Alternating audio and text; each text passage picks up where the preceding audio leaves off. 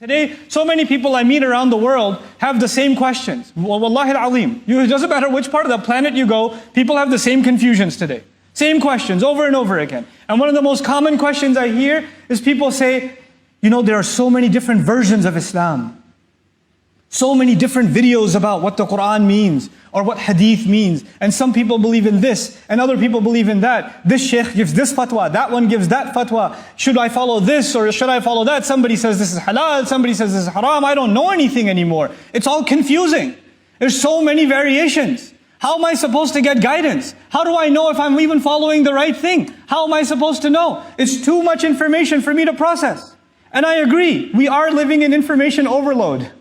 We are. We are bombarded with so many different perspectives, even within Islam. Look at the audience that is sitting in this hall. Even though we're locals from this area, most of us, the way that you've learned about Islam from the person next to you is very different. The teachers you've had, the people you've been exposed to, the lessons you've learned, they're very different from each other. So there's a lot of variation in how we are exposed to Islam, and a person gets overwhelmed and says, how am I supposed to know if I'm even following the right thing? And you know what? This ayah is the answer. I don't guarantee guidance, and YouTube doesn't guarantee guidance. And Google doesn't guarantee guidance. And people don't guarantee guidance. It is our hope that Allah Himself will give me personally guidance. Guidance will not come from anywhere else. Whether you have no information or over information, that doesn't matter.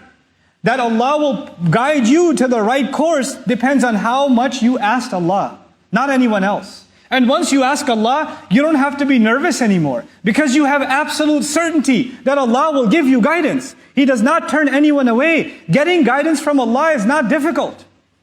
It is not difficult. Allah has opened the door of guidance wide open for those who seek it. We just have to be people who seek it. That's it. This ayah belongs to Surah Al-Kahf, and I can't talk enough about Surah Al-Kahf as is evidenced in this khutbah. But these Ashabul Kahf, these people of the cave that we read about every Friday, these people have no prophet around them, no alim around them, no sheikh around them, no sahabi around them. They're by themselves, and they live in a village where everybody worships idols. And they come to a conclusion that, there can only be one God. They don't even know how to say it. And we can't worship these things. لَن نَدْعُوَ مِن دُونِهِ إِلَهًا. We can't worship other gods. And that was enough for Allah to guide them. With no knowledge. With no revelation, nothing. That was enough for Allah to guide them, and guide them so much that today, people who study the deen for years and years and years, study tafasir of these young men who knew nothing compared to the ulama that learned from them. Because they got Allah's guidance. Because Allah would give them guidance. Because it doesn't matter how dark your situation is, how hopeless it is. When you have hope in Allah, that's enough. That's just enough.